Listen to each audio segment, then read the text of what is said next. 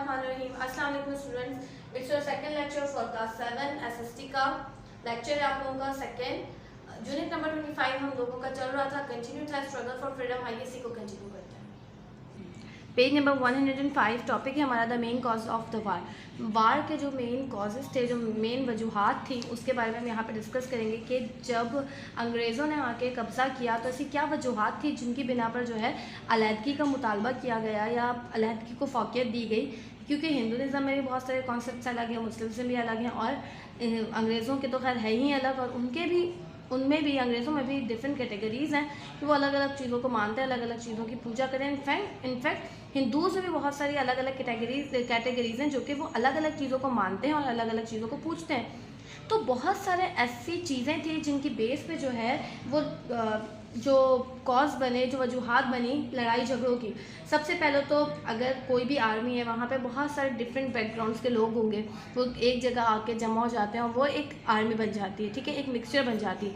जो ब्रिटिश थे उनको तो कोई एतराज़ नहीं था, बट जो ऑयल वगैरह बनता था वो या तो गाय के उससे बनता था, चर्बी वगैरह से, या तो पिग की चर्बी से बना करता था ऑयल, पेट्रोलियम वगैरह, इस टाइप की जो फैट्स, जो ऑयली चीज़ होती थी, पेट्रोलियम ऑयल वगैरह।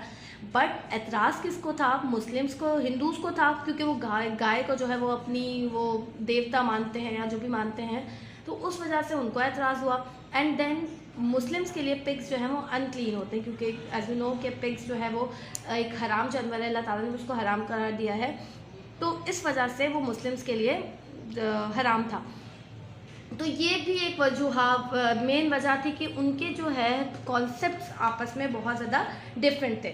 सेकेंडली जो 1857 में मई में कुछ ऐसे जो फ़ौजी थे, जो इंडियन फ़ौजी थे, उन्होंने जो है अटैक किया, ब्रिटिश ने अटैक किया इंडियंस पे, और वहाँ के बहुत सारे लोग जो है वो पकड़ लिए, ठीक है। फिर जब उनको कैदी बना लिया तो जो इंडियंस जो आर्मी थी उन्होंने भी उन पर हमला किया और उनके कुछ लोगों को मार दिया। देन उनसे उनको बोला, उनको फोर्स किया कि वो उनके लोगों को जो है वो छोड़ दें। उसके कुछ टाइम बाद जब ये सब हो गया तो लखनऊ, झांसी और कुछ ऐसे इलाके इंडिया के वो ऊपर आने लगे, बट वो जो है ब्रिटिश से या जो अंग्रेज़ों से उनसे बर्दाश्त नहीं हुआ। उन्होंने जो है दिल्ली पे जो है हमला किया, और दिल्ली पे जो है वो दिल्ली को जो उन्होंने दिल्ली को हमला करके उस पर जो है वो कब्ज़ा कर लिया। और उसके बाद जो बहुत सारे लोग उस पर जो है वो शहीद हुए, यानी शहीद मतलब मरे, बहुत सारे लोग ज़ख्मी हुए।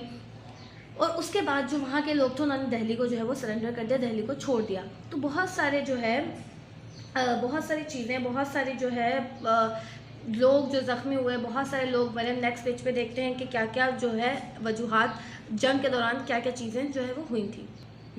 तो बहुत सारे हिंदूज़ ने इसमें जो है वो पार्टिसिपेट किया था अपने मुल्क को बचाने के लिए, अपने नेशन को बचाने के लिए। जैसे हम लोग भी बहुत ज़्यादा पुरजोश होते हैं कि हमें अपना मुल्क को बचाना है, जंग हुई तो हम ऐसा करेंगे, ऐसा कर सकते हैं, हमारी आर्मी बहुत स्ट्रॉन्ग है। तो उस वक्त भी बहुत सारे जो है यूरोपियन वुमेंस और जो बच्चे थे उनको मार दिया गया था, क्योंकि वहाँ उस टाइम पे इंडियन को कंट्रोल करने के लिए कोई स्ट्रॉन्ग लीडर मौजूद नहीं था।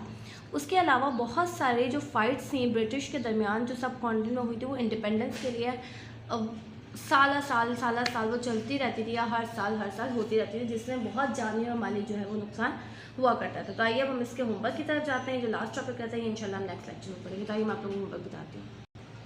ओके तो स्टूडेंट्स, ये आपका होमवर्क है। यहाँ पर आप देख सकते हैं आपके पास क्वेश्चन नंबर 1 है, 2 एंड 3 है। 3 का आंसर जो है इस पेज से कंटिन्यू हुआ, मैं आपको नेक्स्ट पेज पे दिखाती हूँ। सबसे पहले फर्स्ट क्वेश्चन देख लीजिए। Why are Hyder Ali and Tipu Sultan considered heroes, उनको जो है रियल हीरोज़ जो है वो क्यों कंसीडर किया जाता है। सेकंड है how far Tipu Sultan successful in his mission, Tipu Sultan अपने मिशन से कितना दूर थे, उसकी सक्सेस से कितना दूर थे। What was the result of the war of 1857 के जो वार थे उसका रिजल्ट क्या था। और ये थर्ड क्वेश्चन का आंसर यहाँ पे कंटिन्यू है और देन ये कंपनी पे एंड हो रहा है। तो आइए मैं आप लोगों को आपका होमवर्क बता देती हूँ। ओके तो student, it's your diary, do homework and learn it. जो मैंने आज आप लोगों को होमवर्क बताया वही आप लोगों को होमवर्क करके लर्न करना है, और साथ साथ लर्निंग रखेंगे तो आप लोगों के लिए ज़्यादा बेहतर है। एंड होमवर्क में आप लोगों को एमसीक्यूज़ की मार्किंग भी हर टॉपिक के साथ साथ करनी है, जो टॉपिक आप लोगों को रोजाना पढ़ाया जाए। नेक्स्ट लेक्चर में आप लोगों से मुलाकात होगी। अल्लाह हाफ़िज़।